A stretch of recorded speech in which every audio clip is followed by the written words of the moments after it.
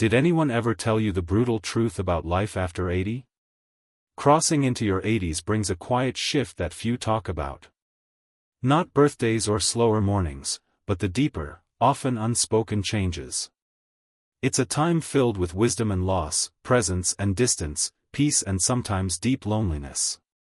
And if you're not prepared, these shifts can catch you off guard, leaving you wondering, why didn't someone tell me? In this video, we'll walk through 5 brutal realities of life after 80. Not to scare you, but to help you see what's ahead, with clarity, strength, and dignity. Because when you understand what's coming, you can meet it with open eyes and a steady heart. 1. A social circle that quietly disappears. One of the first shifts after 80 isn't physical, it's relational. The people who once filled your life begin to fade.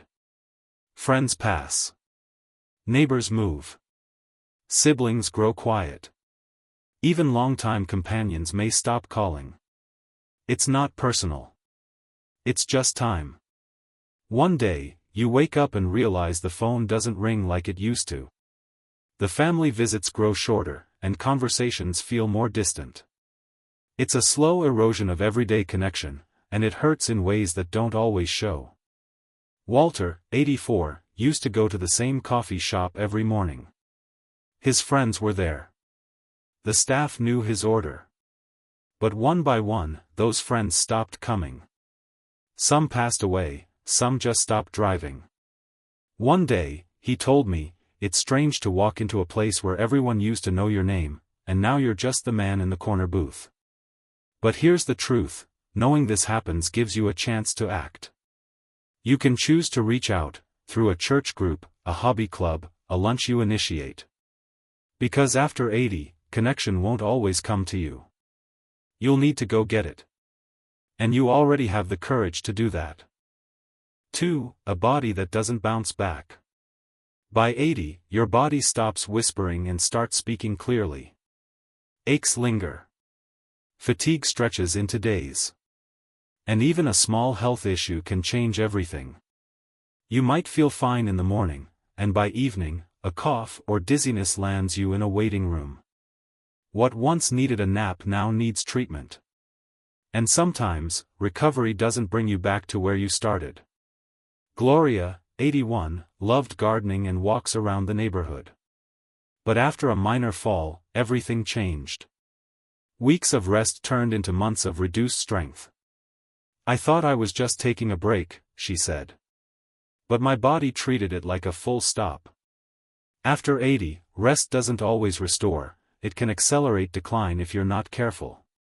The bounce back isn't the same. But with awareness, you begin pacing yourself not out of fear, but respect, for everything your body has carried you through. You may move slower. But you move more mindfully. And you learn, even a slower body can carry a strong spirit. 3. A growing need for help. No matter how independent you are, help becomes part of the journey after 80. It starts quietly, avoiding the high cabinets, gripping the railing a little tighter. Eventually, you hesitate before getting behind the wheel on a rainy day. The hard part isn't the physical change, it's emotional. You've spent a lifetime caring for others, so asking for help feels wrong. You might keep things to yourself. You skip the store. You don't mention the fall. You don't ask your kids to drive you. But here's the truth, asking for help is strength, not weakness. Eugene, 85, prided himself on self-sufficiency. But after a slip on his driveway, his daughter began bringing groceries and staying for coffee. At first, he resisted. But soon, he said something powerful: "It's nice not having to carry everything alone." Help can come from people, but also from tools, a grab bar, a stool, a reminder note. These aren't signs you've lost independence. They're ways of preserving it. The bravest thing you might say at 80 is, "I could use a hand." 4. A presence the world starts to overlook. This one hits quietly, and deeply. As you age, the world around you seems to stop seeing you. The cashier looks past you. The doctor talks to your child, not you. The waiter assumes you can't order for yourself. It's not always cruel. It's just fast. And in a world obsessed with youth, older voices sometimes get tuned out. Irene, 86, volunteered at a museum. She lived through the very history she helped share, but a visitor once asked a staff member a question she could have answered in her sleep. No one asked her. She just smiled and said, "I'm used to it." But behind that smile was sadness. So what do? You speak anyway. You vote. You share your stories, even when no one asks. You take up space. Because you are not invisible. You are not furniture. You are a living library, a witness to time, and your voice still matters. 5. A sense of regret if purpose isn't redefined. After 80, life slows. The calendar isn't as full. And that creates space to remember, reflect, and sometimes, regret. It's not loud. It's not dramatic. It's the quiet, "I wish I had," thoughts. The "why didn't I" questions. The ache of knowing you now have time, but maybe not the freedom or energy to do what you postponed. Stanley, 88, was a teacher for 40 years. After retiring, he felt proud, but also hollow. "No one needs me anymore," he said. But that wasn't true. He just hadn't found a new way to be needed. Because purpose doesn't retire. It just changes form. You may not lead meetings, but you lead with your presence.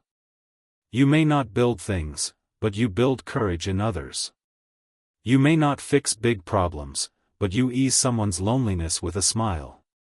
Redefining purpose means shifting from productivity to presence.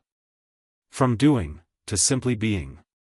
And in that presence, you find something beautiful, meaning that's still alive, even now.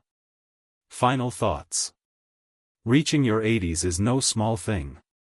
It's a landmark shaped by decades of effort, love, loss, and strength. But it also comes with new challenges. Facing these truths doesn't make you weak. It makes you honest. You've lived long enough to see life for what it really is, messy, unpredictable, but still deeply worth showing up for. So ask yourself, which truth struck you the most today? The shrinking circle? The body that won't bounce back? The quiet need for help? The feeling of being unseen? Or that aching need for new purpose? Whichever it was, know this, you're not alone. Not in the slowing down. Not in the remembering. Not in the wondering. You still have choices. And power. And worth.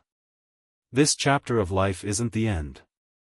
It's the part of the story where every word carries weight. Where presence becomes power. And where you, just as you are still enough. If this video touched something in you, leave a comment. Share one thing you learned and how you'll use it. And if you found it helpful, please like, subscribe, and share. Your voice matters. Thank you for being here.